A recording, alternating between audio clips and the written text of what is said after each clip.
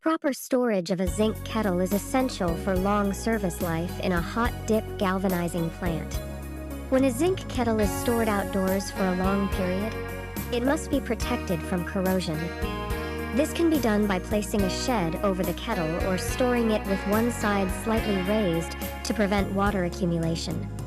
Improper storage allows moisture or rainwater to collect inside the kettle, leading to continuous corrosion of the kettle wall.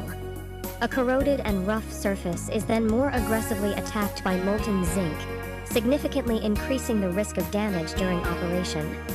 During storage, the kettle must also be placed on solid supports that allow controlled expansion between the supports and the kettle walls, avoiding stress or distortion. Careful storage directly improves kettle safety, performance, and overall service life.